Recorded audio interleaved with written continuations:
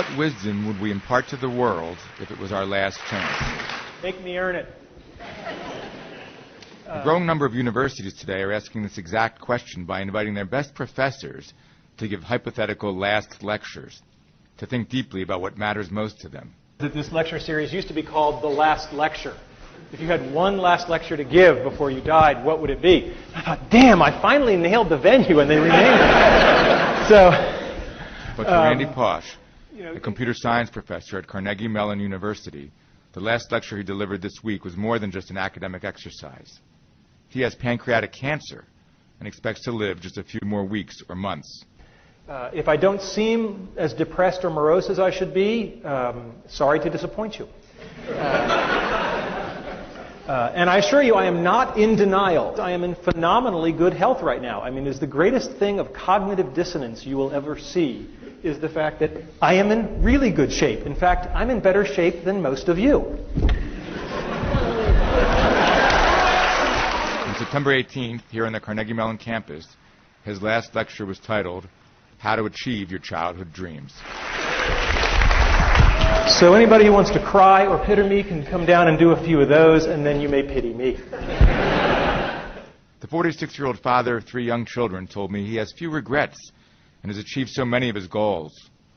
Walking in zero gravity, designing a theme park ride for Disney, and helping to develop Alice, the university's popular computer software project that allows regular folks to easily create 3D animations.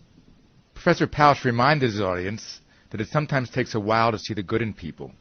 So I find myself on the phone with a guy named John Snoddy, who is one of the most impressive guys I have ever met. One of the things he told me was that wait long enough and people will surprise and impress you. He said, when you're pissed off at somebody and you're angry at them, you just haven't given them enough time. Just give them a little more time and they'll almost always impress you. And that really stuck with me. I think he's absolutely right on that one.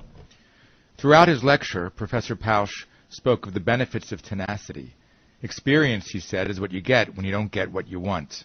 When I was a kid, I was 8 years old, and our family took a trip cross-country to see Disneyland. And I just thought this was just the coolest environment I'd ever been in. And instead of saying, gee, I want to experience this, I said, I want to make stuff like this. And so I bided my time, and then I graduated with my PhD from Carnegie Mellon, thinking that meant me infinitely qualified to do anything. And I dashed off my letters of application to Walt Disney Imagineering, and they sent me some of the damn nicest go-to-hell letters I've ever gotten. Now think about the fact that you're getting this from a place that's famous for guys who sweep the street, right? So that was a bit of a setback. But remember, the brick walls are there for a reason. Right? The brick walls are not there to keep us out. The brick walls are there to give us a chance to show how badly we want something. Because the brick walls are there to stop the people who don't want it badly enough. They're there to stop the other people. Professor Pausch asked the audience to encourage their kids' creativity. He had written mathematical formulas on the walls of his childhood bedrooms. And his parents didn't care if it hurt the home's resale value. They let him be the master of his own domain. And the great thing about this is they let me do it. And they didn't get upset about it, and it's still there. If you go to my parents' house, it's still there. And anybody who is out there who is a parent, if your kids want to paint their bedroom, as a favor to me, let them do it. Okay? It'll be okay. Don't worry about resale value on the house.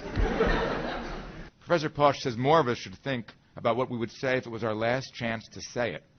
As he sees it, it's a gift you can give not just to other people, but also to yourself. It's not about how to achieve your dreams. It's about how to lead your life. If you lead your life the right way, the karma will take care of itself. The dreams will come to you.